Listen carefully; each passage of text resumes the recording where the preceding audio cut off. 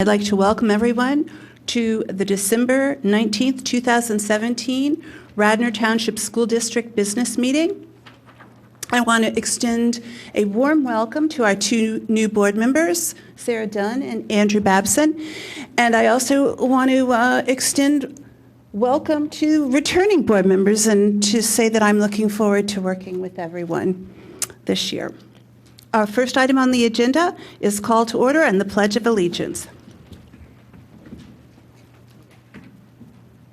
I pledge allegiance to the flag of the United States of America and to the republic for which it stands, one nation, under God, indivisible, with liberty and justice for all.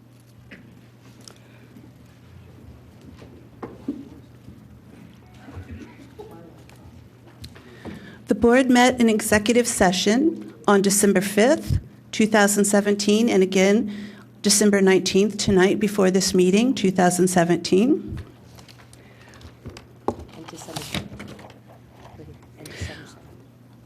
The board met in executive session on December 5th to discuss threatening litigation involving the Penn Medicine parcel. And the board met in executive session immediately before the start of tonight's meeting to discuss personnel matters. And I think I need to add to that, we also met in exec on December 7th for the same topics. Next item on the agenda is the report from students.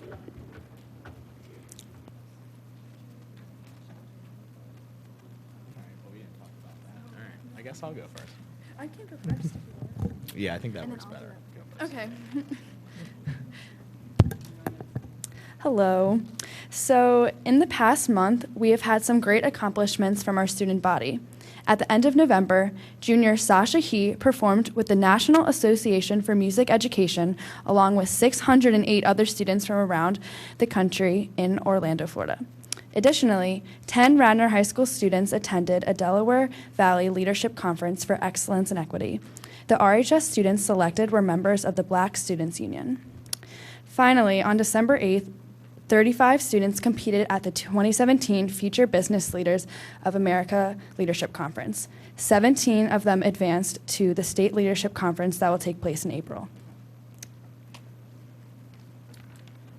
So as you may have noticed, we have a new student rep starting tonight.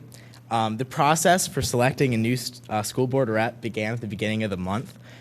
With Mrs. Pearsall and my great advertising skills, we got 12 students from the class of 2020 to apply and interview for the position. 7 juniors and seniors, including Joanna and myself, interviewed and chose Rachel Marciano.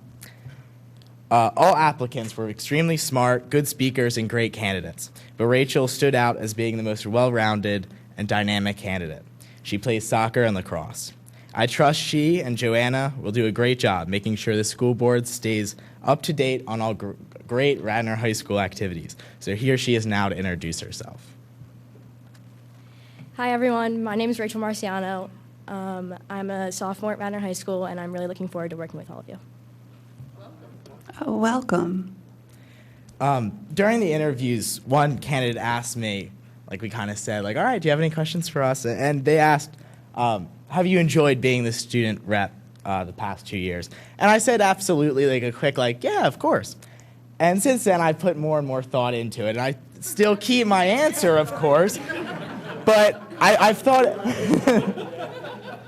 You want quicker meetings? Is that what you want? And I thought kind of why I said absolutely so quickly. This job has given me such a great opportunity to become even more embedded in this Radnor High School community and know what it means to be a Raider. It's given me a purpose to ask kids that I kind of knew or maybe I knew well about activities that I don't participate in, that I hear about once or twice. It's given me motivation to really understand what's going around in the high school that I've gone to. And it's made me just so much more aware and confident and proud of what Radnor High School is. And I appreciate that opportunity so much. And I'd like to thank you for giving that opportunity to me. And I hope that Joanna and Rachel both enjoy that opportunity as well. Thank you. Before we're done, I just wanted to thank Andrew for working with me over the past year and guiding me through the process. And we will miss you, and along with your occasional jokes and riddles. So thank you. So don't go anywhere, you guys. So we have a few things, but don't go anywhere. The next item on the agenda is the report from the superintendent. Well, good evening. It's good to see everyone. This is a busy week, I know, for everyone, as our students and teachers and our community are looking forward to the upcoming break. I just have a couple of brief things I want to share with the board. First off, in the public, I want to thank our Education Foundation. Our Educational Foundation just approved a round of grants for the district. You can see on the board posted those different grants that they approved. And the generosity of our Education Foundation, the time, effort, and work that goes into vetting these grants, approving these grants. I want to thank all those who applied for the grants, who took the time to go through the process. I want to thank the Education Foundation for all that they do to support our Radnor School District. It is very much appreciated. And then also, I wanted to share quickly just some upcoming events. I won't go through them all, but just to see. I think often we're so focused on getting ourselves to winter break, but there are events that will be kicking up right after break that are some noteworthy events for our community. So just wanted to share that as well with everyone. And last but not least, I wanted to wish everybody a wonderful break and a wonderful holiday. I took some time to think about some of the work that has been done by this board over the last year or so. And I thought it would be fitting with the holiday coming. I took some liberties and pulled out my pen and rewrote The Night Before Christmas, the night before. So you're going to have to bear with me. I took some liberties, both grammatically, and I think I might have created a few words. No comments from you students about that, all right? 'Twas the week before break, and all through Radnor. The students were excited. The teachers were even gladder. For the next 10 days, they would all be gone, leaving the buildings, cheering in song. The board had been working all through the year to bring forth initiatives that would make people cheer. They approved a teacher contract for the next 5 years, alleviating for all many employment fears. The board has been busy, so much to do, analyzing technology, a budget, and a sleep study too. These may seem impossible to get them all done, but the board will not falter. They are well run. The board will work tirelessly day and night because they are all motivated to do what is right. So on Lydia, the head of the bunch, on Susan, on Amy, on Mike and Chuck, now Patty and Andrew and Julia and Sarah, it's all up to you. Come on, I dare ya. Aim as high as you can to lift us all up and make us the district that is the right stuff. Now dash away all. Happy break to all, and to all a good night.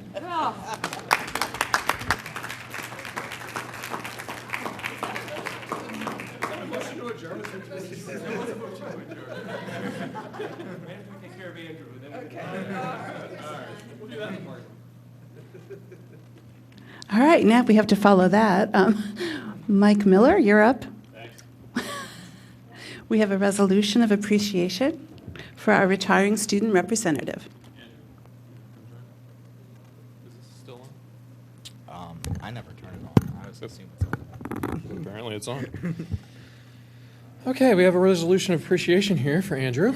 So I'm just going to read it because I'm not as witty as you. The resolution of appreciation below has been prepared in recognition of the service of Andrew Lord, who has served as student representative to the school board. Whereas Andrew Lord has served the school district of Radnor Township, Delaware County, Pennsylvania from January 2016 until December 2017 as student representative to its board of school directors. And whereas during that time he has represented the students of Radnor, presenting ideas and positions that have furthered the cause of effective and responsive educational principles and practices within the Radnor Township School District. And whereas he has brought to the board an interest in service to the education and spirit of cooperation, whereas he was one of the first student representatives in the history of Radnor Township School District to attend the Pennsylvania School Board Association's annual Student Delegate Program in October 2016, and represented the district and board with poise and dignity. Now, therefore, be it resolved that in appreciation for his service, the members of the Board of School Directors hereby recognize and honor Andrew Lord on this 19th day of December, 2017. We have a nice little certificate there for you and a card. Thank you.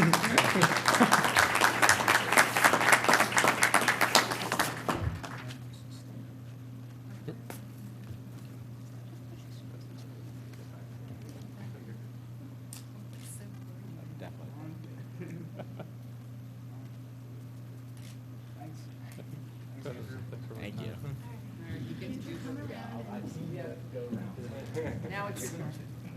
Thank you for all your work. Thank you.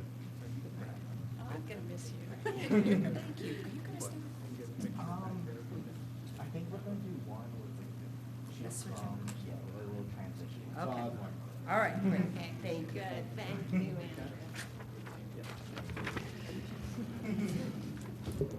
And Andrew, before you escape, just want to thank you, and thank you for your service again. Being new to the district, were one of the first faces of the student body that I have gotten to know, and I appreciated all that you did to welcome me to the district and teach me about Radnor from the student perspective. So thank you for all that you have done.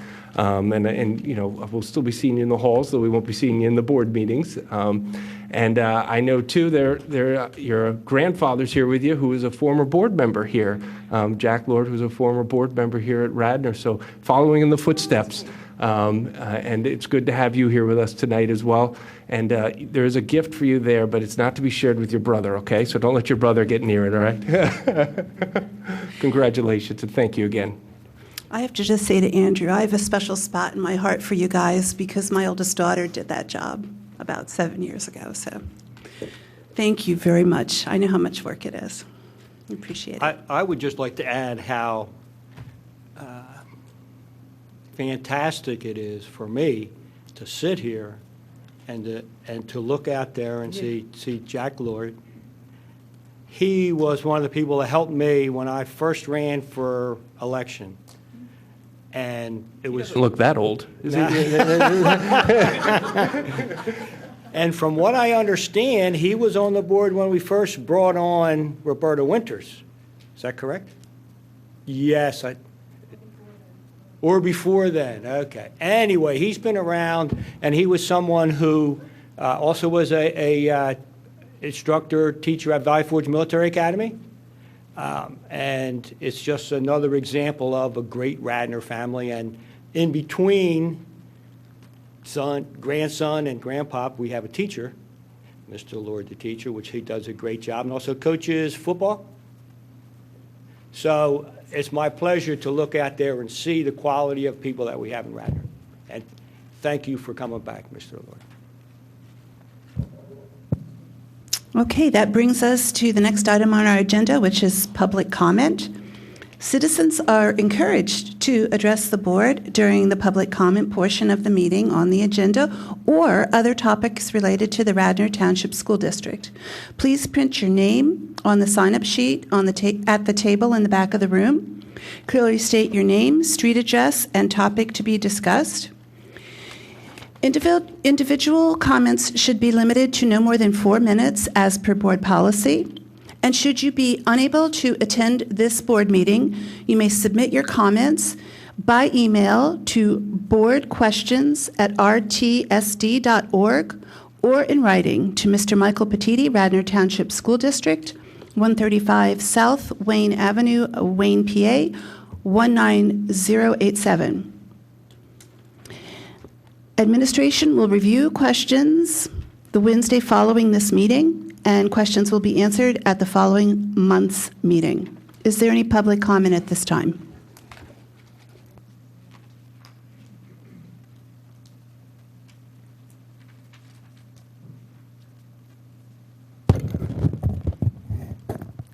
Good evening, Judy Sherry, Governor Circle, Newtown Square. First of all, I'd like to talk about the local audit report. According to the audit report, the general fund is the district's primary operating fund. At the conclusion of the 16-17 fiscal year, the general fund balance was about $19 million, or almost 20% of the $96 million 17-18 general fund expenditure budget, representing an increase of about $1,243,000 in relation to the prior year. That's almost $20 million collected primarily from Radnor's taxpayers sitting in a bank not educating students. Although Radnor keeps its unassigned amount of fund balance to below the 8% required by the state, except for the capital plan, it assigns all the rest to accounts that are fungible and therefore might just as well be unassigned. The audit also provides an analysis of general fund balances as of June 30th, 2017, and the 17-18 general fund expenditure budgets of 6 similar school districts in southeastern Pennsylvania. This chart shows that Radnor has the largest percent of fund balance to expenditure budget. What's the justification for this? Does the district really need $20 million in the bank? Is this extra money necessary to pay for planned expensive educational initiatives like full-day kindergarten or large building projects? If so, what are they? My next topic about the audit is a review of early retirement incentives and other post-employment benefits. These are tax dollars that are spent on employees no longer working for the district and no longer impacting Radnor children. The district from time to time offers additional retirement incentives known as Early Retirement Incentive Plans, ERIP, to senior professional staff and administrators contemplating retirement. As of June 30th, 2017, the district had 3 ERIP plans in effect. I asked, and am asking again, who were the 2 employees that were given ERIPs on July 2nd, 2017, for a total of $257,958. Other post-employment benefits. The district's other post-employment benefits include a single employer-defined benefit plan that provides medical insurance to certain eligible retirees and their spouses. I consulted with a prominent tax lawyer who told me that it is definitely not the norm in private industry to provide medical insurance to spouses of retirees. According to the audit, Radnor's plan does not issue any financial report and is not included in the report of any public employee retirement system or any other entity. The audit states that the district's net OPEB obligation is 2015 $482,000, 2016 $668,000, 2017 $921,000. Is this a trend? Is this correct that the district paid or will pay almost $1 million in post-retirement benefits in 2017? What is the estimate for next year? And from the minutes, why hasn't the school district been public and transparent about its discussions and decisions related to the PLO amendment recently approved by the Board of Commissioners that will affect many of its properties, like Radnor High School, Radnor Elementary, and the bus depot? According to comments at the last school board meeting, the board held 4 executive sessions on this issue. Yet the PLO has been discussed openly by the Planning Commission, of which Susan Stern was a member, and the Radnor Board of Commissioners. What possible legal justification is there for holding secret meetings about a topic that is so important to residents, taxpayers, parents, and students? The school district's position was represented briefly in one BOC meeting by an attorney and sent to parents on the Saturday before the Monday commissioner vote. The public was virtually kept in the dark by the school board with no opportunity to understand or weigh in on the board's assessment of different proposals. Is it possible that these actions were kept behind closed doors because Dave Falcone was president of the school board and running for election at the exact same time he represented the developer? What are the tax implications for the school district after the December 11th Board of Commissioner approval of the PLO zoning amendment, with possible effects on 7 properties? How is this and will this be evaluated? And finally, the program of studies, number 12, states that Mandarin Chinese 1 is a course that hasn't run for 2 consecutive years. This is the 3rd and final year Mandarin will be offered if it doesn't run this last time. All other world languages have multiple levels. Most have 5 levels with AP courses. How does taking 1 year of Mandarin satisfy the world language goal of having students achieve fluency?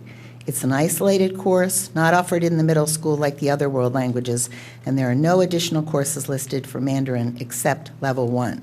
If the school district is sincere in wanting this course to succeed, Why is it doing the same thing year after year and expecting a different result? Why hasn't Radnor communicated with neighboring private and public schools to learn how they approach Mandarin successfully and what changes Radnor needs to make that will result in a robust and well-attended program? Thank you. Thank you, Ms. Sherry. Is there any other public comment? Am I echoing? Oh, I'm losing the students. Martin Heldring, 305 Audubon Avenue. It's been a while since I've been here. I haven't missed it. I do hope, though, as I walked up, I have another comment, but I did see the fund balance along with Ms. Sherry. I just picked that up. I hope there's a response to that because it reminds me of the Tim Vail financial era. And let me remind the board that while taxpayers are very inclined to invest in excellence, they are not inclined to lend money to the school board that's just going to sit there unused. They have better uses for it. So if there's a rationale for this, that should be communicated very clearly. And I can't imagine there's a $20 million rationale. But this next comment might seem quite contrary to that. You probably are all watching the news today. There's going to be presumably a tax bill passed and probably go to the president, probably be signed. There's provisions in that make it very advantageous for people, like many of you, to pay taxes early. What a shock. The township is accepting prepayments on their property tax bills, the 2018. I called the school board to ask if we could do it here, and the answer was no. And I said, why? Something to do with, well, your fiscal year is different and you don't know the millage yet, to which I responded, that doesn't matter. I can just pay whatever I paid last year, and when you do determine your millage, we'll figure out whatever the difference is. It's probably will be nominal, or maybe it'll be a little bit more, and then I'll pay that. So I would ask the board, there's many people, I understand, that called today. I'm the only one, I guess, that's standing here, but there's many people that called. The township was swamped. People are figuring it out. If you have state and local property taxes that exceed $10,000 next year, pay them this year. It's logical. It makes sense. And the school board should be happy to help the taxpayers out and happy to get the money, right? Not that I want to add to your $20 million fund surplus, but in this particular case, I would like that. So if there's an answer to that, or a response, or some sort of rationale, I'd love to hear it. I'm sure there's people watching on television. I mean, there's a lot of people that want to do this. It's financially meaningful to people, and it would be something that would be sensible for you to do. And of course, you're going to have to explain it if you can't do it and the township can. Okay? Thank you. Thank you very much. By the way, you don't have a lot of time, right? Okay, so it's like tonight you have to communicate. Good evening, Roberta Winters, 326 Williams Road. I would just like to make a request of the school board to work closely with the township, as I know you frequently do, to be proactive in making sure that noise and air quality surrounding the construction and demolition that will be happening in the PLO will be monitored and minimized in terms of its impact on students in and around that facility. Thank you. I think you may want to go through the Board of Health and the Environmental Committee and see if they can provide some guidance with some expertise so that you can work together with them for the good of the public and our students. Thank you. Thank you, Dr. Winters. Is there any other public comment at this time? Seeing none, we'll now move into the report from board committees. First item up is the Curriculum Committee, and I have to pull out my notes. I'll be giving that report.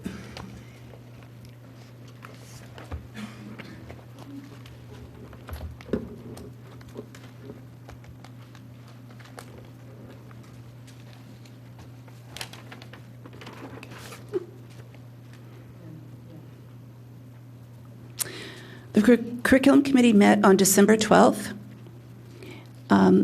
3 items were on the agenda. We had an overview of the Radnor High School Program of Studies, including 4 new courses.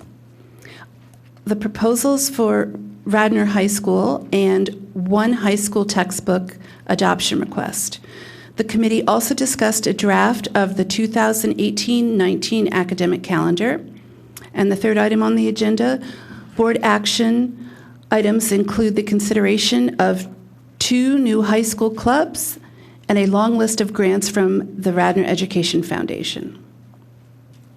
Next month's committee meeting will feature a presentation on the Radnor Middle School Program of Studies, an update on the Adolescent Sleep and School Start Time Committee, and a second look at the 2018-19 academic calendar.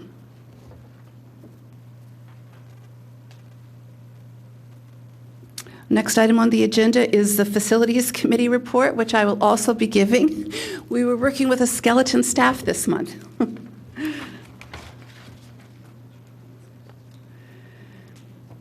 Facilities Committee met on December 5th. We had several items that were just reported by Mr. Stitzel for our information. They included the Lime application to all the fields in the township, a report on lockdown drills that were occurring in the buildings, an update on the Radnor Trail that is proposed with the township by Mr. Creary, an update on the Radnor High School stage repairs, a discussion on the security camera upgrades, and lastly, information about a truck replacement to our fleet.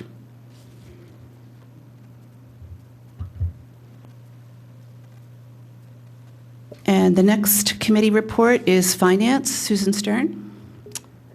Yes, I'm giving this report. Mrs. Booker was not able to be in attendance. The Finance Committee met December 12th, and on our agenda tonight is a presentation of and a priority action for approval of the 2016-17 audit report. We will have a presentation from Mr. Mood.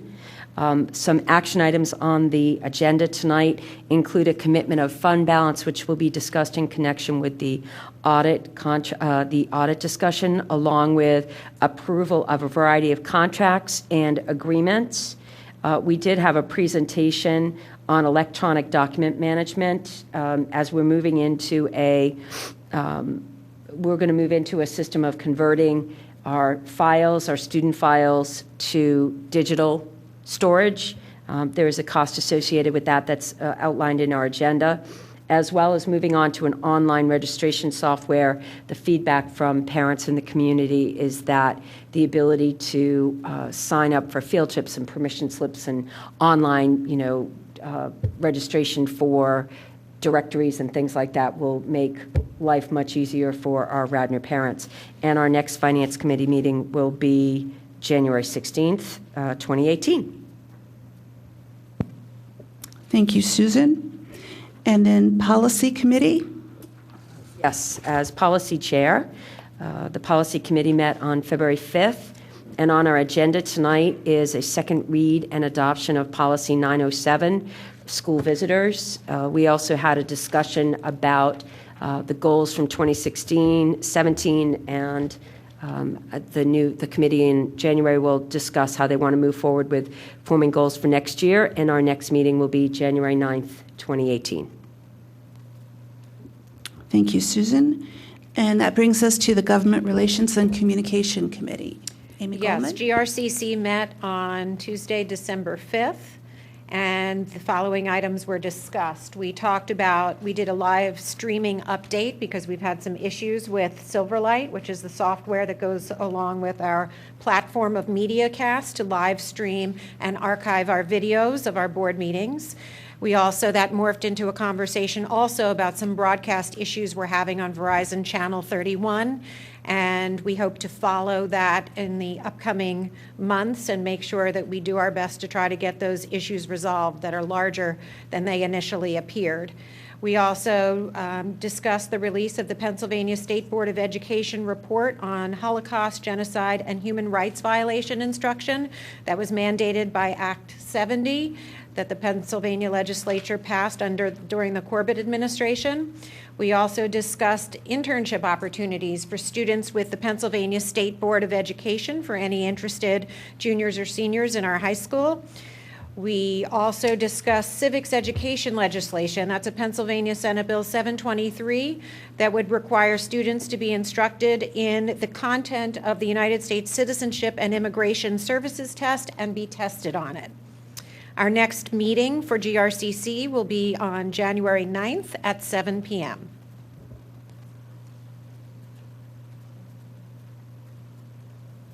Thank you very much. Next item on the agenda is the local audit report for fiscal year that ended June 30th, 2017. Carl Hogan from BBD LLP is here to present and answer questions from the board with regard to the audit report for fiscal year, again, ending June 30th, 2017, prior to approval. I'm not going to go into a detailed presentation like Mike did last week, but I'm just going to go over the high-level things that I think are important to the board at this point in time. That being said, as an auditor, there was, it's like the worst-case scenario. We had a little bit of a change on one of the statements, so and the budget to actual schedule that I know was talked about with the board, et cetera, so I'm going to highlight that as part of my presentation. But that's the last thing you want to happen after you've already put out a draft and et cetera. But, it's nothing that's changing any of the numbers as a whole, but we'll go over there. We'll go over those numbers, those changes that were made at this meeting. In addition, I'd like to answer any of the questions that, the board, or if you want me to address any other questions that may have been brought up tonight. So I think there's three main things that I want to highlight to go over in the audit report. And obviously the first thing that I really want to go over in the audit report is pages 1 and 2. Pages 1 and 2 are the highlight of the audit report, being your independent auditor's report. And for the Radnor Township School District, there was an unmodified audit report. Basically, what that means is that the numbers presented to us by management for the year ended June 30th, 2017 were fairly presented. I'm pretty confident when I say that, the numbers, and the only type of changes that we had during the process was if we were in the process of the audit and something came in, like an accounts payable or receivable came in, we made those changes as the audit process went along. But for the most part, what management was presenting to you for the year ended 16-17 is what's being presented in this audit report tonight. That being said, I'm going to talk about page number 47, and this is the page that I like to call as the report card of the school board, being, you put out a budget at the beginning of the year, your actual numbers come in, and there's different variances that you have throughout the year. So page number 47, I believe Michelle gave you a revised page 47.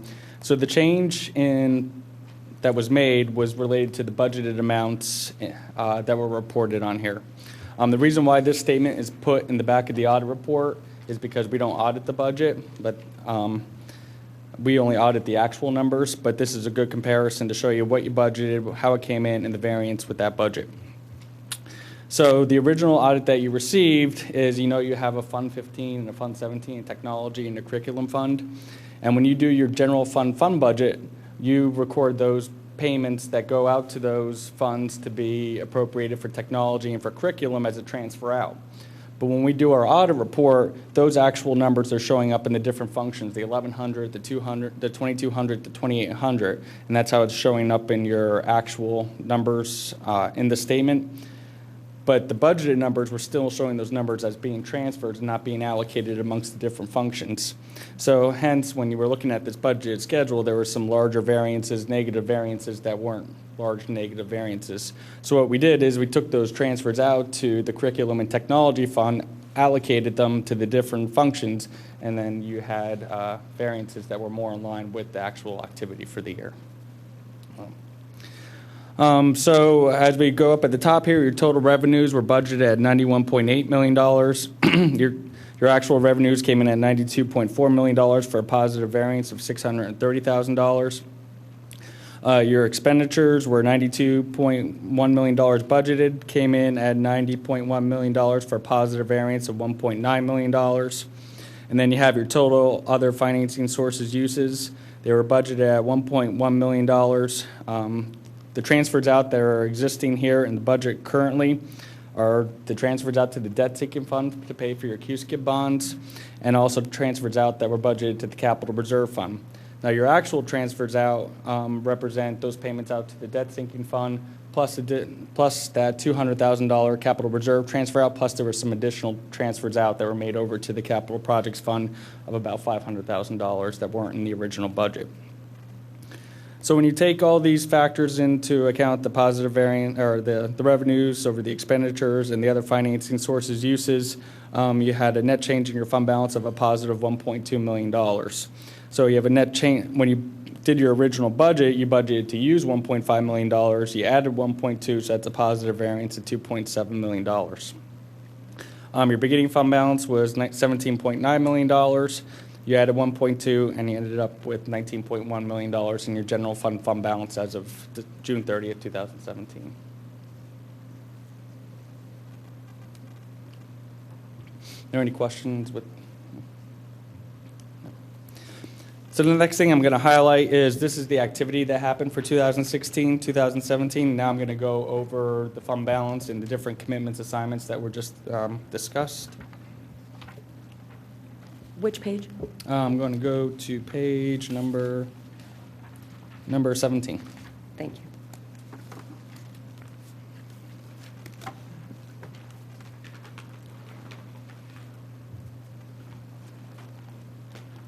So on page number 17, this is all the funds of the Radnor Township School District.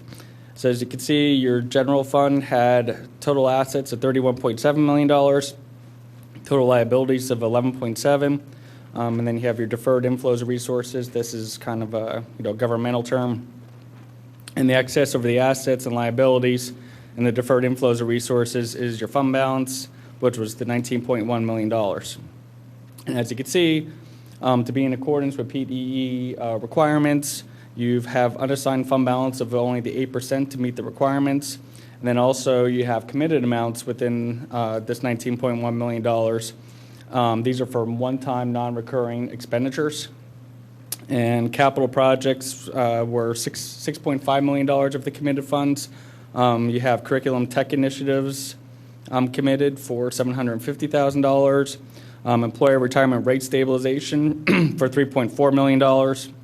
And then you have a committed amount for your long-term early retirement incentive and compensated absences of $850,000. Sorry, I'm losing my voice. So to stay within, the 8%, the board makes a resolution every year to commit funds for those one-time expenditures.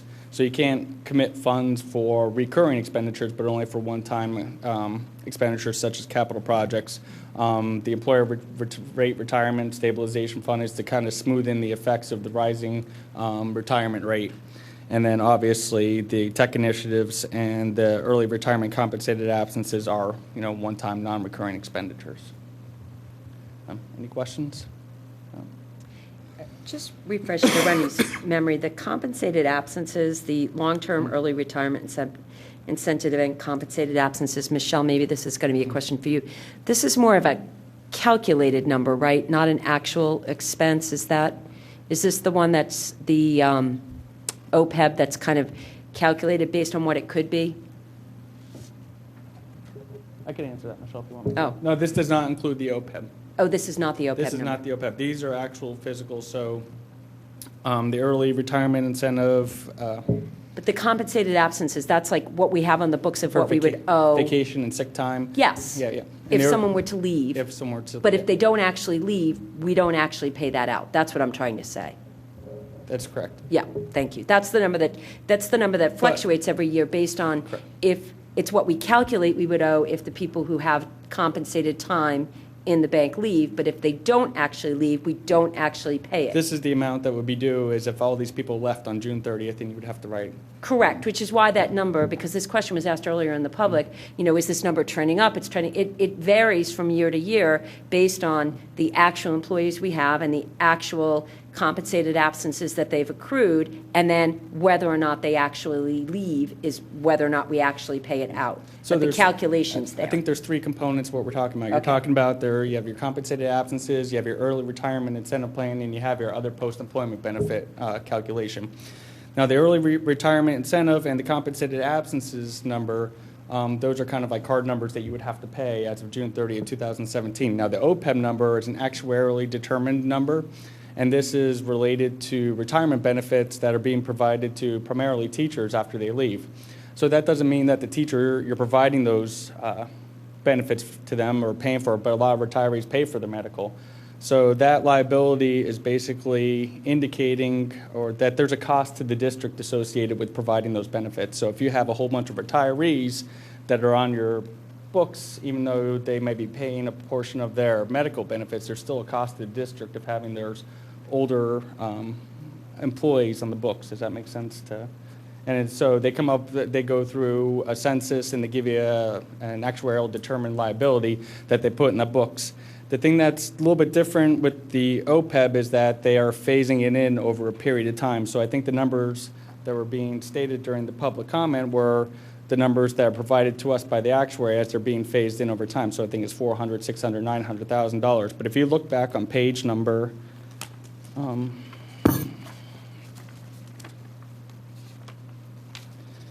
so as this gets phased in over time on page number 48, this GASB standard was put in place back in around 2008. There's been 1, 2, 3, 4, 5 different actuarial evaluations that have been performed over the years for these other post-employment benefits. So as it gets phased in, the ultimate liability as of the most recent actuarial evaluation will be $2.8 million, as you can see there. So, but if I looked at this schedule as an outsider and look at the schedule, I think, well, it's a good thing that the liability is actually going down. So every year, or every 2 years, they do this actuarial calculation, and the census and your plans and the different contracts have actually improved, what that liability is to the district over time. So I would take that as a positive. So, obviously they're having payments, et cetera, but, also the makeup of your teaching staff or your administrators change. You change your medical plans, you change your contracts, et cetera. So in terms of that, and I would take that as a positive. And don't think that Radnor Township School District is any different than any other school district. We audit 19 different school districts and 3 VOTECs, and each of them do have another post-employment benefit plan at that district. So can I come back and not sure if you guys discussed it at the Facilities or Finance Committee meeting. I've not been able to watch the video of that meeting before this evening, so I'm going to ask some questions. So related to page number 47, which shows us that we had a 2.7 overall budget, final budget versus actual favor of $2.7 million. I'll call it a surplus for the lack of a better word at the moment, versus what we have originally planned to be a $1.4 million deficit that we thought we were going to need to borrow from our fund balance. That was the risk we took when we did that budget. So really that net favorable is closer to $3.2 million swing, if you will. Where do you get 3.2? Because it's not a negative 1.4, and it is a positive 2.7. No, it's a positive 1.2. The variance is 2.7. Oh, yeah, sorry. You're right. Fair enough. So it's a $2.7 million swing. Yes, you're right. Versus where we thought we were going to be in the negative. So that's a good thing. Hard to predict when that's going to happen. I thought the budget we approved last year was pretty fairly vetted, and I didn't think that we had a lot of extra stuff in there either on the income side or the expense side where we had expected this kind of a delta. So with a $2.7 million delta, can we just get a very high-level understanding of why that was, what came in favorable on our side, what didn't we buy, big things? I don't want to relive the whole Finance Committee meeting, but I'm not sure you all discussed that. We did not discuss that at the Finance Committee meeting. So on the revenue side, there were a couple large areas where we had larger swings. One of them was our state funding, wards of the state. We received considerably more money than we had budgeted. That is a direct result of some of the changes that the district has been making. I'm sure you remember Kevin, Dr. Kane and myself talking about those things that we've been doing to try to make sure that home districts where we have students in our residential facilities here, which we have 2, are being billed properly so that we can recapture those dollars more quickly. So we're seeing that paying off. In the area of local sources, our interim real estate taxes came in higher than we had anticipated, but then we did have another offset in our delinquent real estate taxes. So those kind of washed themselves out, and we received a large amount of tuition from other LEAs that we hadn't anticipated. So again, this is a direct result of some of the changes that we have made for billing home districts for students who attend DCIU programs housed in our buildings, as well as our high school, are mainstreamed into our high school or mainstreamed into our other elementary buildings. In regards to regular programs, there was a number of positions that we did not fill that were listed on the books that we had there, as well as a variety of things that we had anticipated that we were going to pay out of the capital reserve fund, but we made the determination to pay those out of the general. The budgetary reserve, which is down at the bottom, the $587,000. We did take out of that budgetary reserve some of the positions that we had needed to fill and added those into the various other areas, but we did have some positions that were not filled that remained in that budgetary reserve. Okay, great. Thank you. I appreciate that summary. Any of these kinds of things that obviously you'll be looking at this as lessons learned for next year's budget. I know we're preparing for next year's budget. I imagine that this might influence some of the numbers that we put on those pages for review. I imagine that some of the things that we saw that were beneficial to us in 2017 or 16-17 will also be beneficial to us in 2017-18, and we'll monitor that because we'll want to take that into consideration as we build our 18-19 budget. Yeah. A lot of the changes that we made with the special ed department regarding the collection of tuition from outside districts, we knew was going to impact us over a period of at least 3 years, maybe 4. So we're reaping those benefits now, and we'll need to monitor those closely because some of what happened in 2016-17 was actually 2 years of revenues being collected in one given year. And we'll want to make sure that we don't double count for that as we move into 18-19, and we'll want to compare what we've received so far in 17-18 to make sure that we're budgeting appropriately. Great, thanks. Okay, so that explained. Now let's, if we can, move to page 17, I think is the easiest place to see it, related to that 1.2 million, not the 2.7, right? The 1.2 million now we've got to figure out on the allocations, and that's on page 17, top right corner, where we're comparing the 2016-7 to 2017.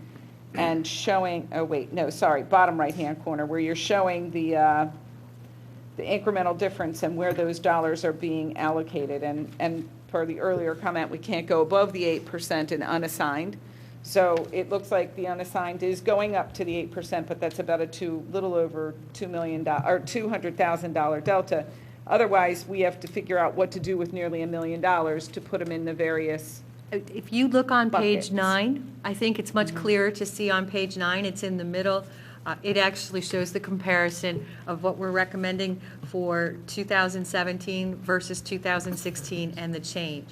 It's what's in the agenda, right? It's what's in the agenda. It's what's in the agenda, and I was going to reference that to be sure where people are looking at it. So you can see, for example, that curriculum and technology initiatives had a large increase of $658,000 in their fund balance. Remember, that's Fund 15 and Fund 17, and we made changes to that fund in 2016-17 so that we would be budgeting the exact same amount every year as opposed to having large swings where we'd have a large transfer and then a small transfer.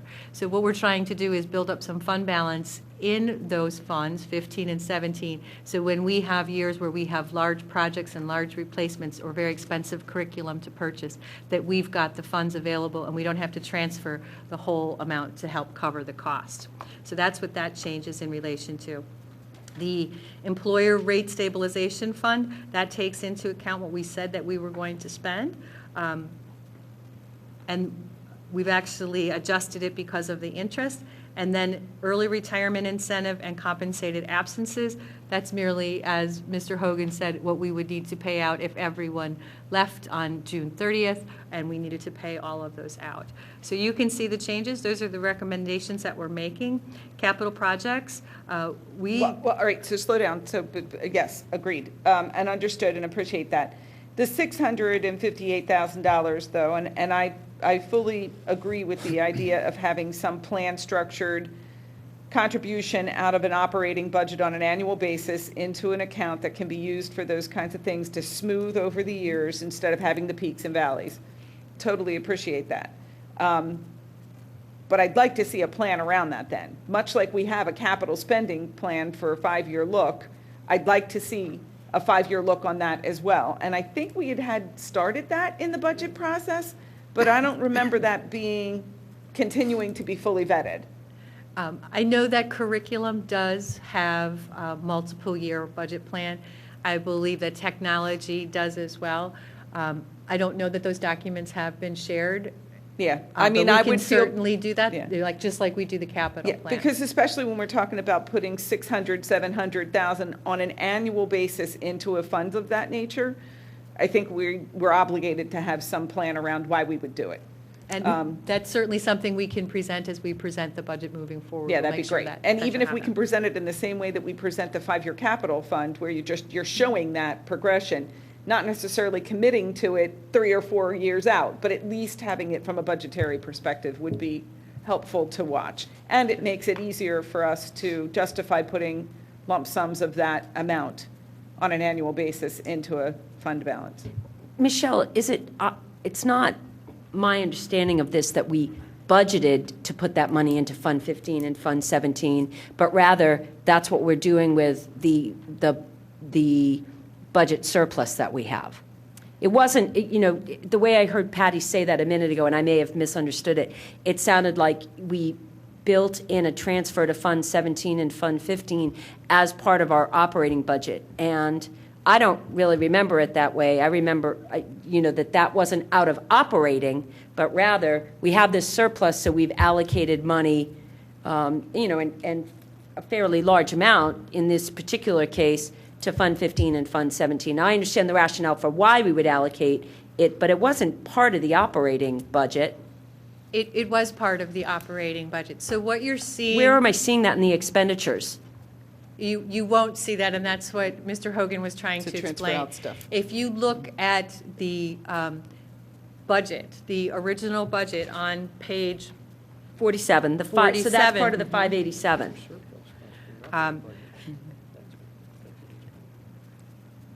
When we do our, you're not going to see it here either. So when we do our budget for, when we approve our original budget, we put a transfer out for Fund 15 and Fund 17 in the transfers out. And we physically transfer that money over to those funds. Those funds are run separately. They have their own checking account. Then at the end of the year, what we do is we eliminate that transfer out and put those expenses in the various appropriate line items. So what you see on page 9 as curriculum tech initiatives, curriculum and technology initiatives at the end of 2017 in the amount of $736 or $736,737. That's actually what the cash balance is in those two funds at the end of the year. So what we do is we set that aside because that cash is going to be available in 15 and 17 as we move forward in the next year. It's not in Fund 10 any longer. So the action we're taking this evening is not to move dollars specifically into those funds. That is just a summary of what's left in those funds as a result of the action we took during the budgeting process of transferring out a large number of some specific amount of money, and it's not all been spent. Correct. At June 30th, those dollars were not spent. They were available to be used in 17, 18. So that's why I was bringing that up, though, because if you look at this, and I guess in our past history, when you look at these, when you look at us figuring out what to do with the $1.2 million surplus, we've taken very specific action, like Susan said, to move large sums of money into one account or another, and that's why I wanted to get that straightened out, because it does look like we're taking some sort of action. I guess I was a little concerned about it, because when you look at it in here in this document, that could be the perception that there's some decision being made during the audit process to move those dollars there. That's why I wanted clarity. Okay, thank you. I mean, is everybody following along on that? At least as much as you can if you're not into the numbers. Sorry. And are those funds, so those are committed funds, and once the dollars are in there, I mean, there are certain funds where we can transfer out and certain ones where we can't, where it's restricted and committed, and others where we can't. So of that... Only capital. Only capital? Yeah. Capital is Okay. the only fund. Okay. Capital reserve. I think Mike talked about it last week, too. You commit the funds within the capital, within the general fund, and that gives you more flexibility. But when you move it to column over, the next column over, then you lose that flexibility to,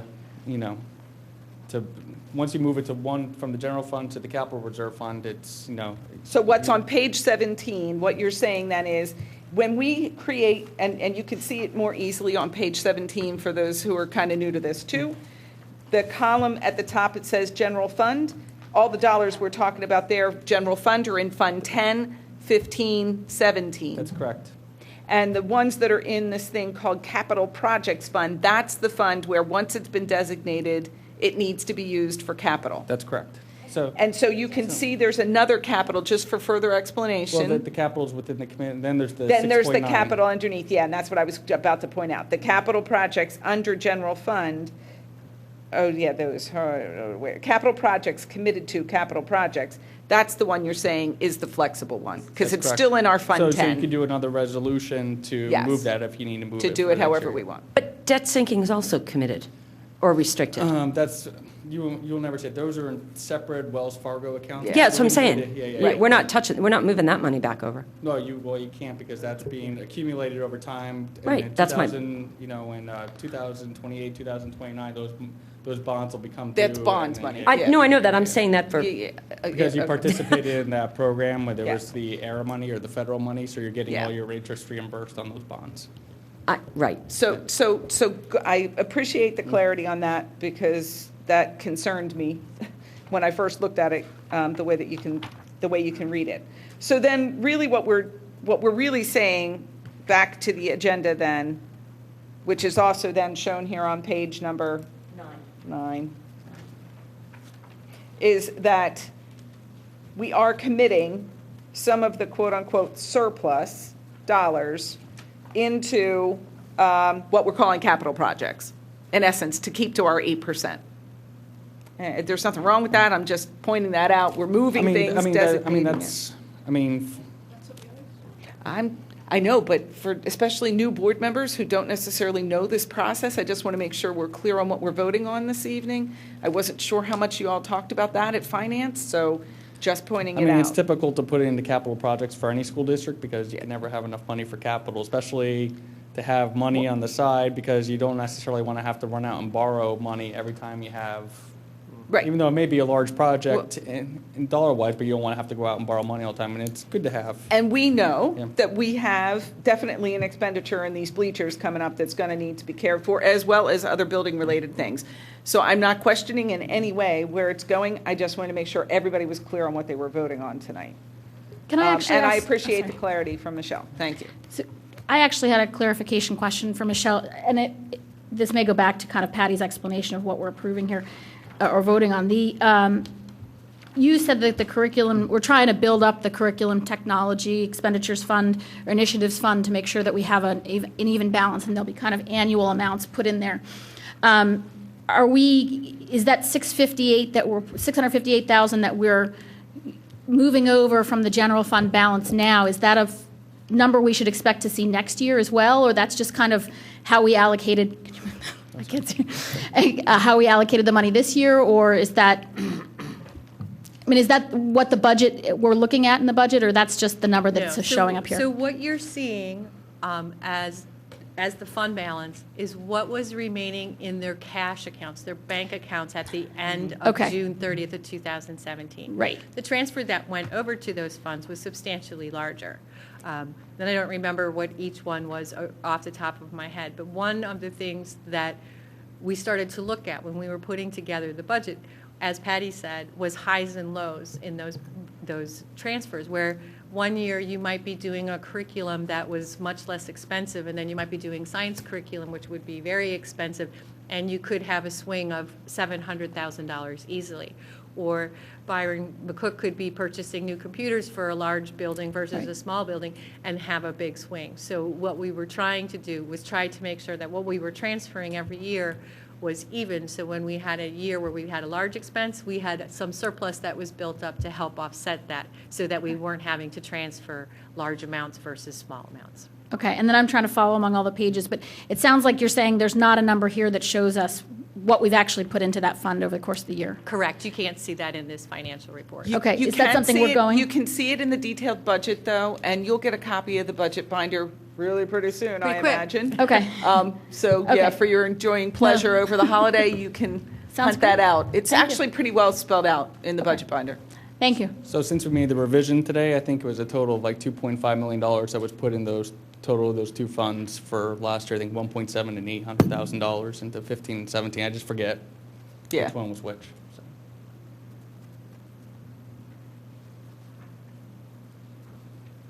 Okay, so so will we get, and I appreciate the copy, we're voting on this, the document here this evening with 47 replaced with the one that was on our desk this evening. Are we going to get a clean, complete copy? You can, if you would like a bound copy, if you could raise your hand and let me know if you'd like a bound copy. Mr. Hogan will send new bound copies. Yeah, I'd like one, please. Okay.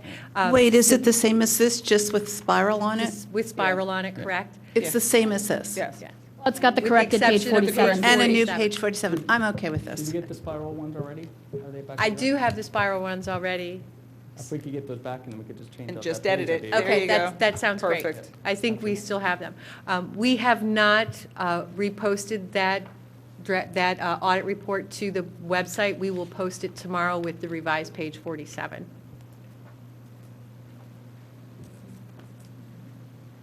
So do I don't have any other questions, wasn't sure, but I think, Lydia, we may have, in fact, already had that priority discussion on number 9, and 9.1 and 9.2, so. But hold on, so let's go back to the audit report. Are there other questions from board members?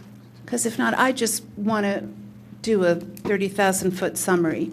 So I'm looking at your last page, which basically states the results. So I'm talking in layman's terms here. You found no significant discrepancies or weaknesses in our audit. Your findings on the financial statements, none that Yeah, you can that would be comment okay. on. And your findings about costs, none. Yeah. I mean, overall, the audit process goes extremely smooth. It's a pretty long process. We come here for maybe a half hour during the finance committee, half an hour now. But I think the whole process probably takes about 3 weeks altogether, with the staff being out here. So I know you don't get to see a lot of what goes in between, when we start our audit and when we present our final document, but it's pretty, extensive in terms of what we do, et cetera. So, and there's different filing deadlines that, management has to meet in terms of filing with the state, filing with the Federal Audit Clearinghouse, filing with Emma, et cetera. And all those filing deadlines are being met in a timely manner as well. All right. Can I just ask, I just want one point of clarification, just to be sure we're on the same page. that you're not weighing in on our costs or what we spend money on or how much we save or what our fund balances are. You're only weighing in on the efficacy of our financials. But that's what I want to stress, I want to stress that our books are absolutely clean. That is what this document says. This isn't a performance audit. I'm not here to tell you where you can save costs. Exactly. I understand that. That's why that budget schedule's in the back of the audit report, because we don't put a opinion on the audit, but it's a it's a required audit or page because it means so much in terms of your actual performance for the year and what you budgeted. Right. So. And so this is a personal opinion of mine, but I'm delighted when I see that, I think that this is great budgeting when, you have a little bit extra in both areas, and we weren't caught short, under budgeting our costs, and we saved some money, So I'm delighted with this personally, I think, and I'm pleased to hear that everything is clean. Ms. Solomon, could I just make a correction to the priority action item 9.1? We need to change committee to committed, and assigned, that should say unassigned. Yeah, I was going to make that All right. when I made the motion. Yeah. So do you want to read this, Michelle, when we make the motion? We're on item 9.1, correct? Correct. I think with just those two noted changes, you should be able to just move forward with the vote. This does not require a roll call, so 9.1 and 9.2 can be voted on together. So you're not going to stand for the rest of the meeting, right? We're good. Okay. Did everybody get those recorded changes? Yes. Okay. I need a motion, please. I move go that ahead. we approve item 9.1, commitment of the 2016-17 fund balance. I need a second, please. Second. Okay. All those in favor indicate by raising your hand. Okay. Any opposed? The motion carries 9-0. So then I'll make a motion that we approve the audit for the 20. Okay, Yeah, we have to thank do the you. audit first. We only did the commitment piece. That we approve the audit for fiscal year 16-17 as presented this evening with page number 47 edited accordingly. Second. Okay. We're going to have a hand vote again. Please indicate those in favor of the motion. Okay. Any opposed? And again, that motion carries 9-0. All right. Thank you very much for your presentation again. And that brings us to the consent agenda. Although board action is required, it is generally unnecessary to hold discussion on these items. With the consent of all board members, they are therefore grouped and approval is given in one motion. In the event a board member wants to discuss an item, the board president will move it to an appropriate place on the agenda. Does anyone want to remove any of the consent agenda items at this time? Yes, I'd like to pull the minutes. Okay. What number, Susan? I don't know. Oh, yeah, they're on the other page. Yep, 11.1. And First Thank you. item. Gotcha. can Anybody I else? pull 11.4 and 12.2, please? 12 point what? 2? 2. Okay. Yes. Yep. Any other items pulled for discussion? Do I have a motion to vote on the consent agenda excluding items 11.1, 11.4, and 12.2? So moved. Second. Thank you, Patty. Second, Mike. All those in favor, please signify. Hand vote. Okay, that passes 9-0. Let's discuss the minutes. Susan? There's just a couple of minor changes on page 1. It's Joanna Vines, not Amanda.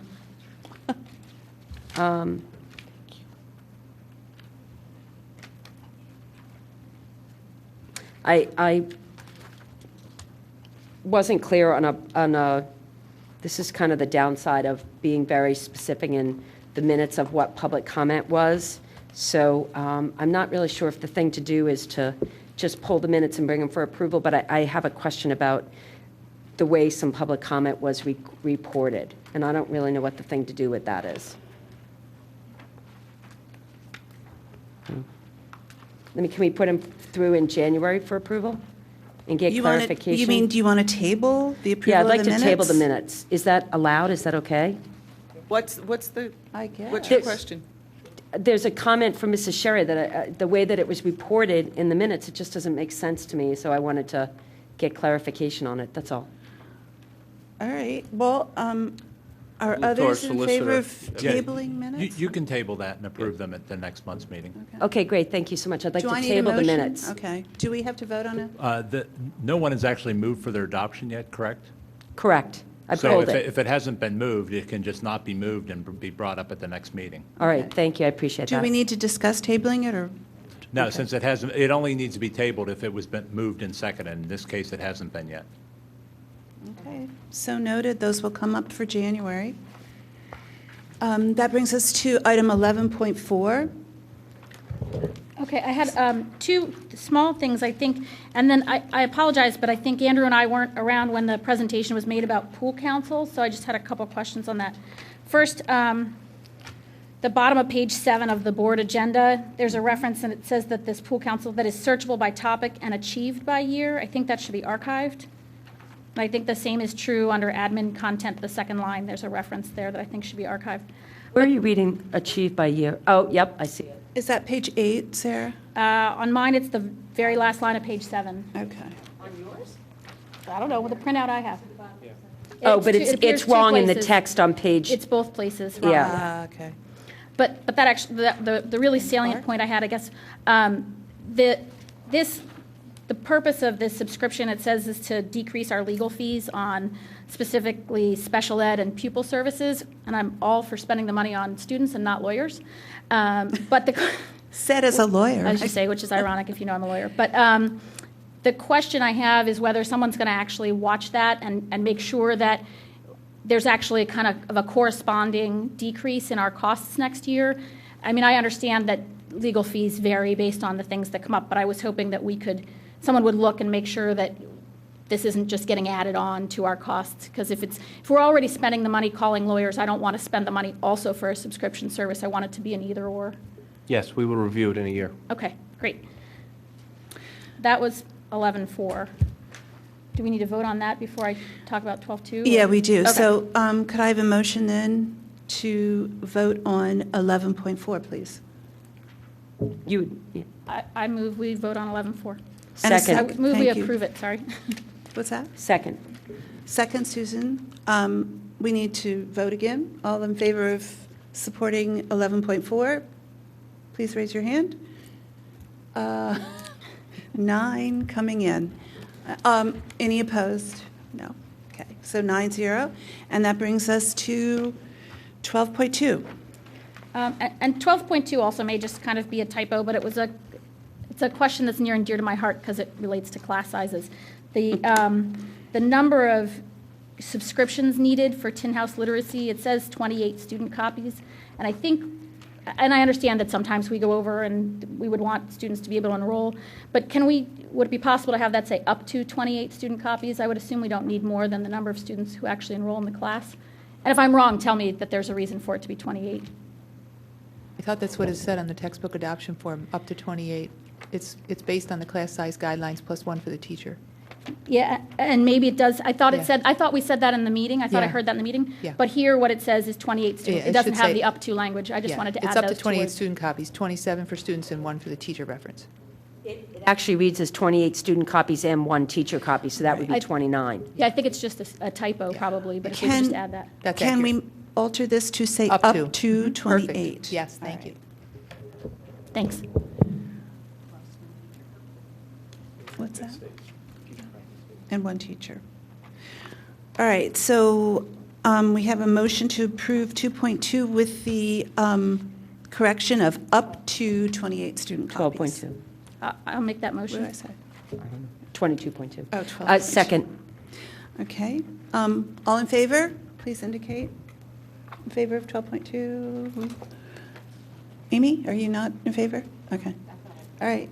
Any opposed? Carries 9-0. All right. That brings us to reports from board liaison committees. Representatives to committee boards may report on items pertinent to the school district business. First community board is the Delaware County Community College, and there is no report. Next, Delaware County Intermediate Unit. Patty? Just progress is continuing on the Aston project. We're monitoring it closely, but there's not really anything else that directly impacts Radnor. And could I just want to interject that Patty is serving as the chair, am I correct, on the facilities committee there on that project? Yes. And so we appreciate your service. Thank you. Next item is Federal Relations Network. Chuck? Sorry. That's okay. We're not used to sharing up here, but we'll work on it. That's okay. I'm pretty good. That's good. Yes, I will be attending the Advocacy Institute in Washington this year again. And so if you have any suggestions or ideas or comments, you can forward them to me before I go down. And we will be meeting with our congressmen and we do request to meet with both of our senators. I've met with Casey a few times. We hope to see Toomey this time. That's it. Okay, thank you. That brings us to Amy. We're going to collapse the Delaware County School Board Legislative Council and the PSBA into one report, please. The Delaware County School Board's Legislative Council met on December 13th, and in addition to receiving our usual DCIU legislative update, we discussed Pennsylvania Senate Bill 2, legislation that would use state dollars to set up education savings accounts for students in low-performing school districts to spend on private school tuition and other education expenses. And we also discussed the tax bill, the federal tax bill, and the implications that certain provisions in that tax bill have for public education, one of which was referred to earlier in public comment, the elimination of the SALT deduction. And there was a visit at Representative Meehan's office a couple days ago by a number of members of the Delaware County School Board's Legislative Council to try to remind Representative Meehan of those things that potentially imperil public education ahead of the vote that he was taking the next day. The other business on the agenda was the DCIU's annual legislative breakfast that's coming up, and I don't have the date for that at the moment, and the next meeting of the Delaware County School Board's Legislative Council will be January 10th. Thank you very much, Amy. Next is Parks and Rec. That would be Julia and Chuck, our esteemed representatives. I don't know who's going to give the report. Chuck, given I caught, I think, 20 minutes of that meeting, I'm going to let you do this. It was a very good one. Well, we welcome Julia to the board, and we had a very pleasant meeting. Chairman Andy retired after 10 years as on the Park and Recreation. Andy Santillo, and he did a fantastic job. And one of the things that we have been able to develop much more of a cooperative relationship since Ken has been here with the Parks and Recreation Department. They actually praise you for being available and for putting the different people together, because they use a lot of our facilities, actually. And one of the things I'd like to discuss here openly would be, I believe that after 10 years on the Park and Rec Board, and we're involved with them and they're involved with us, I'd like to see if we could do something for Andy. Maybe give him some kind of recognition from the school board, because we do have a lot of programs that are tied together. He's been part of now they call it the Champion program with the basketball, and they're trying to put in a soccer program. He's proactive with that. His wife is a school teacher. So I would like to see us promote, and at that time, I'll give a little bit more information about some of the projects that we completed during his tenure and under his leadership. So, thank you. Can I add one thing?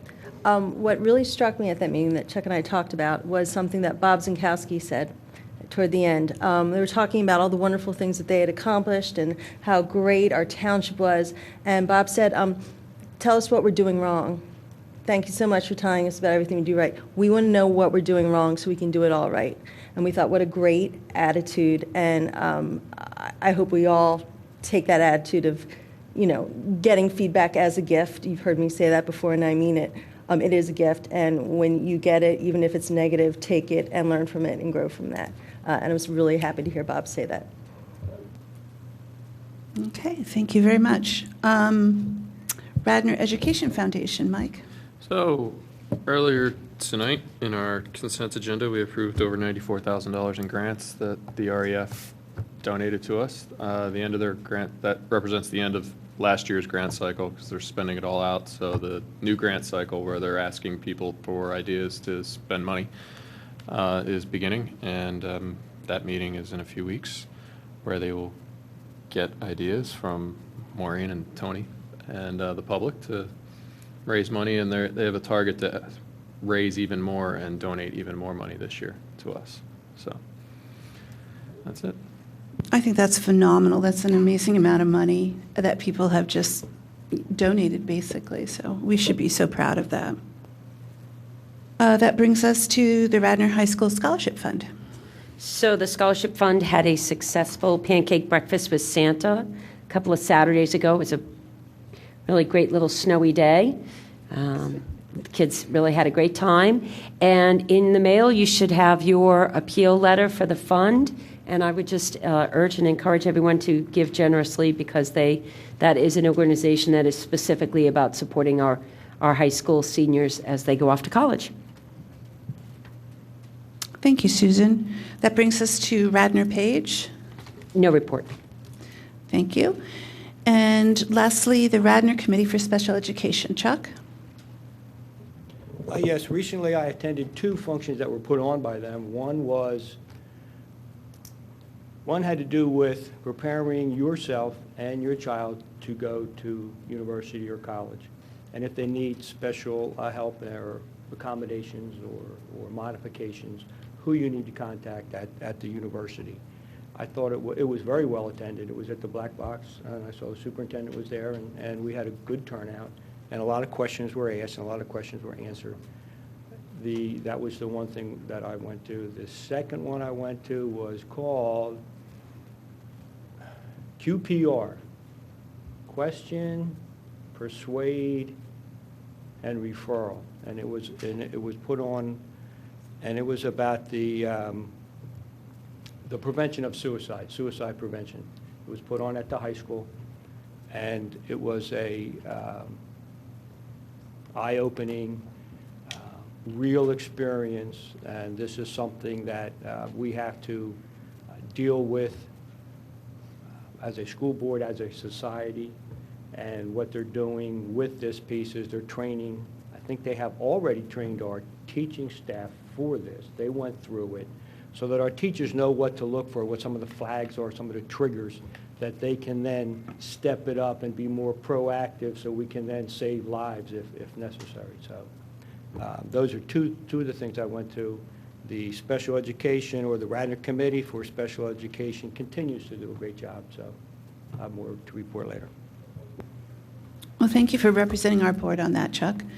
That brings us to new business, and I want to bring up this idea, this is happening at lightning speed, of early tax collection.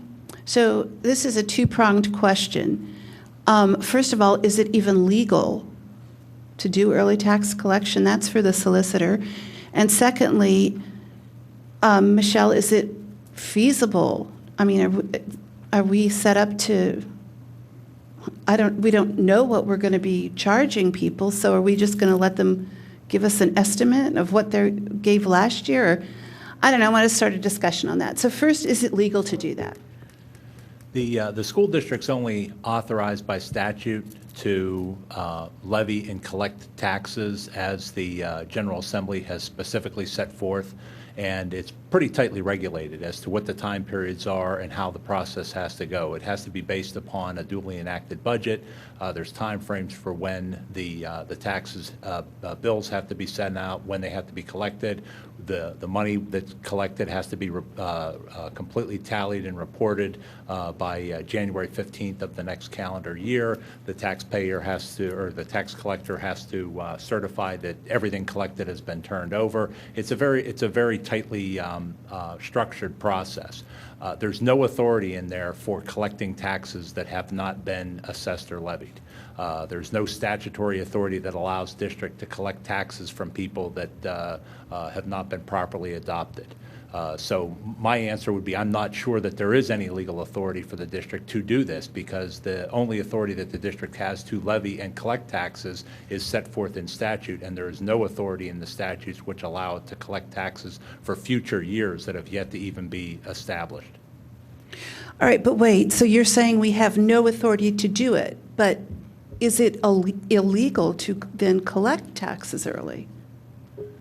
You wouldn't be collecting taxes. You would be, I mean, if people were sending in money, they would just be sending in money. It wouldn't be taxes. And then the huge question becomes as to under what authority would the district be receiving this money and holding on to it for people. It's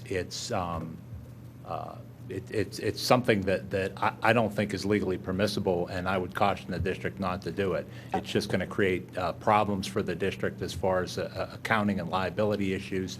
There's no authority for the district to collect taxes, so this money would be coming in for no apparent purpose, and the district would be somehow now charged as some type of an escrow agent to hold on to this money until the taxes are properly levied. It's a system that just doesn't, there's no advantage to the district in doing this, and it's just something that's legally not provided for in the statutes. So can I ask you a quick question about that? So with regard to the township, first of all, they have a different taxing authority different, and regulation, but beyond that, their fiscal year starts January 1st, and That's right. They're going to be sending out their tax bills momentarily. I mean, they just passed their budget. So in their case, we're talking about a budget that's already been passed, a tax bill that's already being prepared, and if people are prepaying their 2019 taxes, which I appreciate the forward thinking and didn't occur to me, so thank you, Mr. Heldring. I'll probably do it myself. But the big difference that the township has, in fact, already voted on their budget and is about to send out their bills, that letting people pay a week or two early isn't the same issue as us, where we're 6 months out and haven't even created the budget that's going to then create a tax bill. So there really is a statutorily, there's different authority, but also timing-wise is a big difference. Yes, no, Mr. Christofko? Yeah, it's very different. Well, but the main part is statutory. Yeah, no, I get that. Patty, you had a comment? No, I was going to make the same comment. Right. So I guess that makes the second part of my question mute, which is that we can't do this because our solicitor basically said it's illegal. So anybody else have any closing comments on that?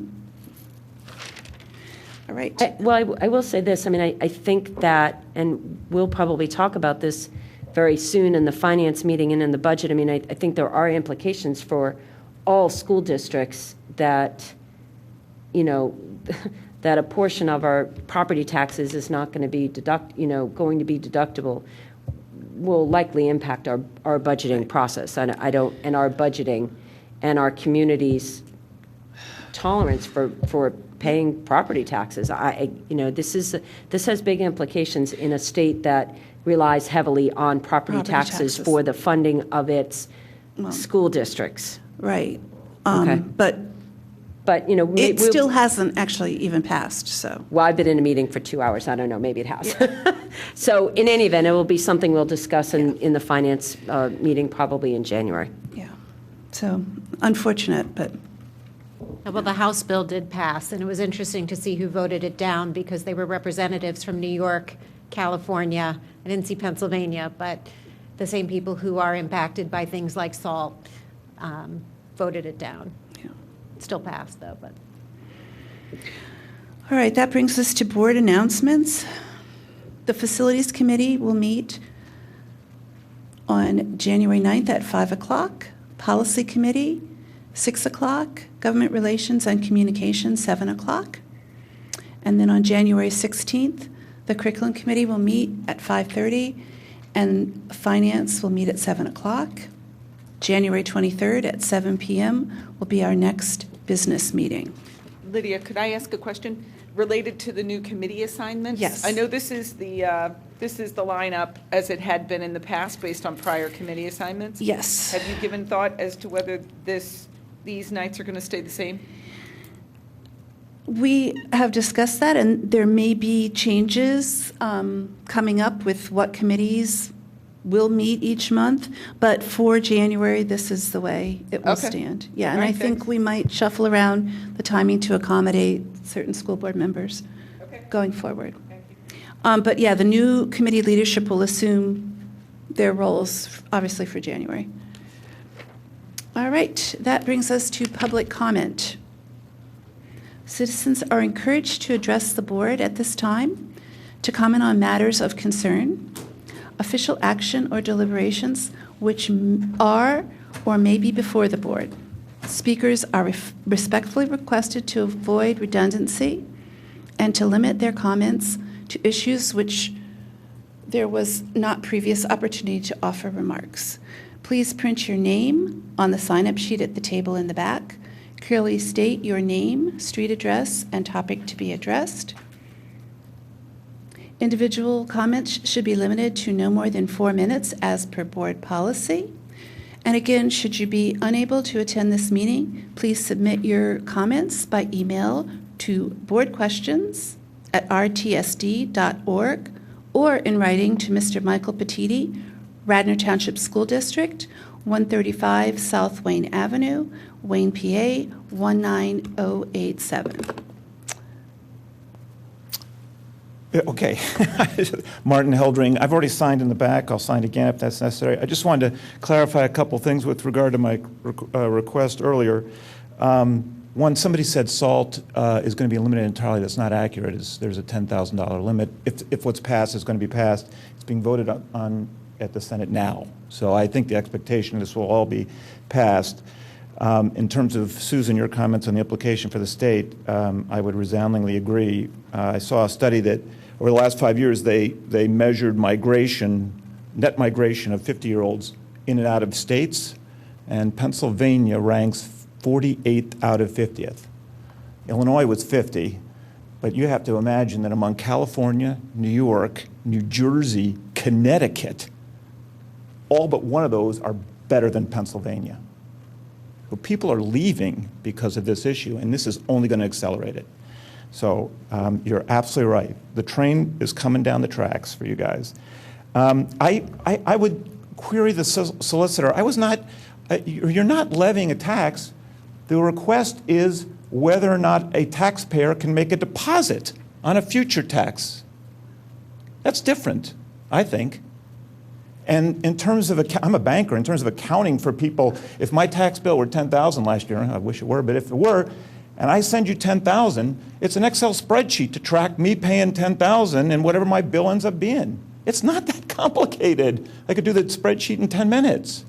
So I bring this up because when the solicitor said there's no advantage, there's a huge advantage to an individual taxpayer, and there's an advantage to the school district because you're getting money early. I mean, who turns down deposits? It's mind-boggling to me. So it's probably too late in the game. I think that's unfortunate, but I wish it had gotten more thought. And I'm, as I listen to the solicitor, he didn't sound overly confident in the legality of it anyway. Most lawyers would go off and do a little bit of research before they came to that conclusion. So that, as a taxpayer, again, this is meaningful. I don't know if everybody understands the implications of it, but if you're 20,000, if you're 10,000 over that limit, this year that will all get deducted against your IRS. If you're in a 35% tax bracket, that's $3,500 in your pockets. Next year, zero. So that's the implication of what this request was. It's not inconsequential for a lot of people. Okay? Thank you. Thank you very much, Mr. Heldward. Could I ask a question on that front, just to exhaust the discussion? What I hear tonight. Sorry, point of order, though. Can Well, we? no, just hear me out for a second. I'm just suggesting that if we can just take a straw vote understanding from us, if we even want our council to actually go and look it up. I mean, we're not going to have another meeting. So if we're able, if we are not opposed and there is legal standing for us to do it, could we not, as a district, just maybe put out an announcement, like tell our lawyers to go off and figure it out for sure? And if there is no legal reason not to do it, just put out an announcement before the end of the year that we're willing to accept your taxes. Like, is anybody up here opposed to that idea? I'm not opposed to that idea, but I am strongly opposed to going against advice from our council. You put him on the spot. I think Patty's asking if we can ask him to do the research. Let him go do some more research, and if he comes back and says, what I said at the meeting is absolutely true, we have no basis for doing this, I am totally there.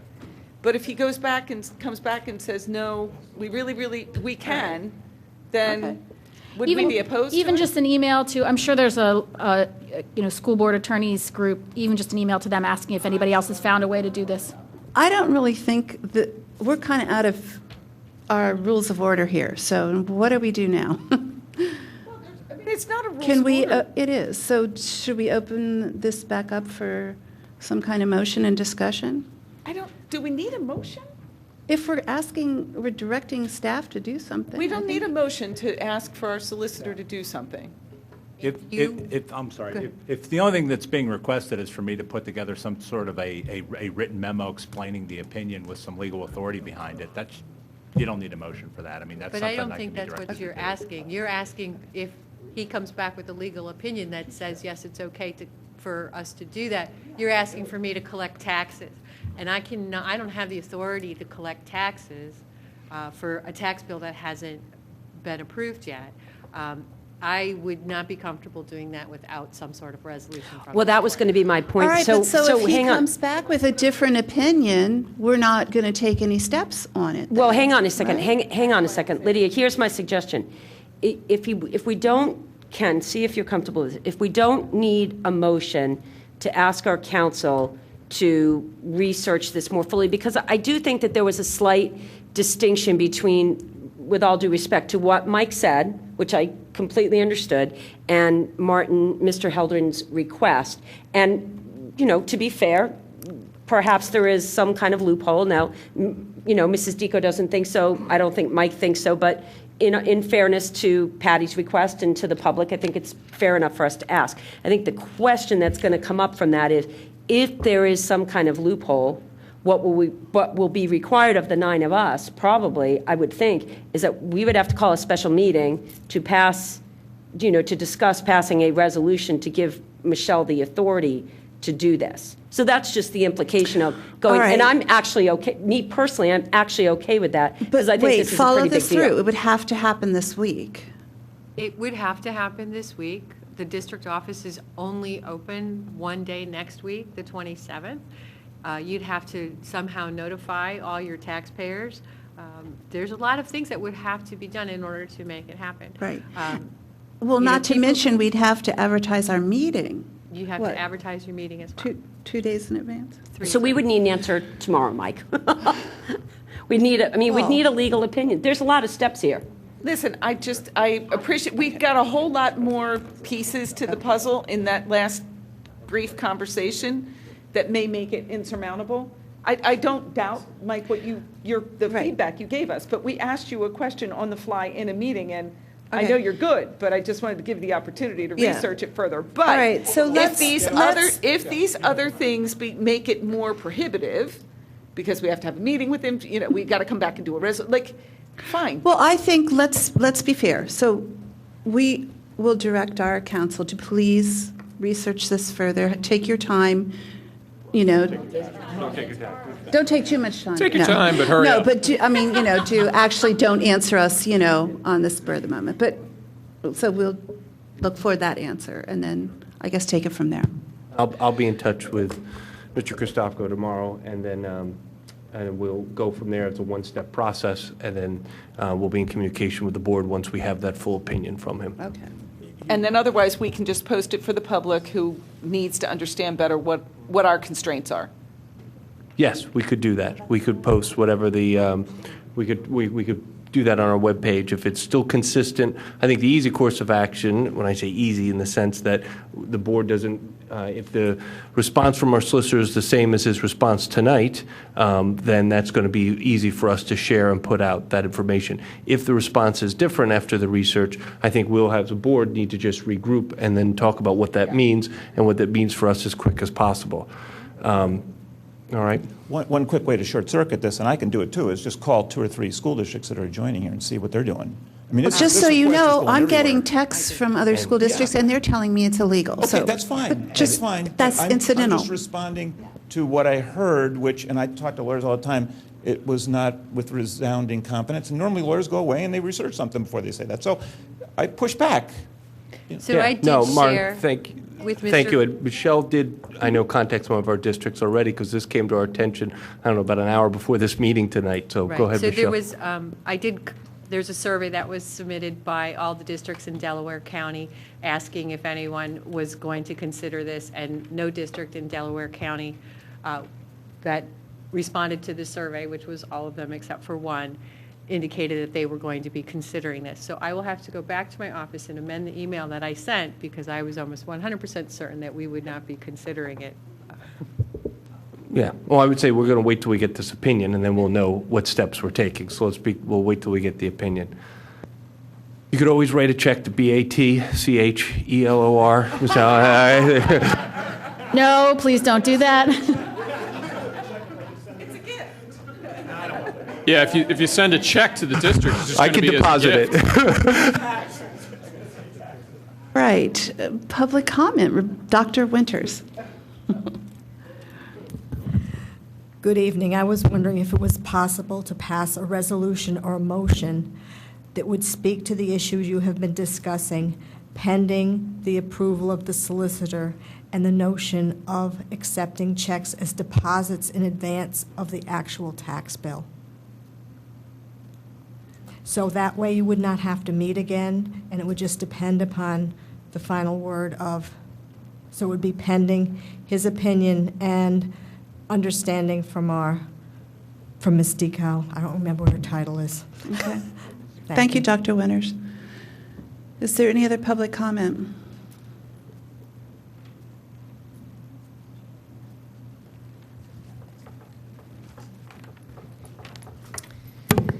On some different topics, Judy Sherry. I asked about, and this is the third time I've asked about who the 2 employees were that were given the total of $257,958 when they retired. Do I have to do a right to know, or can someone just tell me who the 2 employees were that received that amount? Guess nobody knows or cares about that.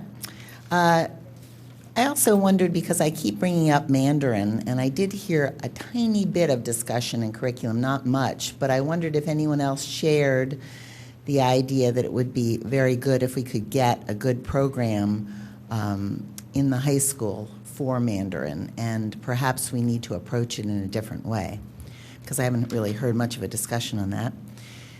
I was disappointed to hear the justification again for executive session. This time, instead of litigation, it was characterized as threatening litigation.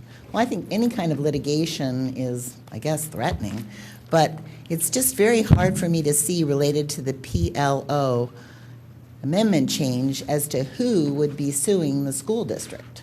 I mean, they're only the township. I find that hard to imagine. And Penn Medicine, I just don't see them suing the school district.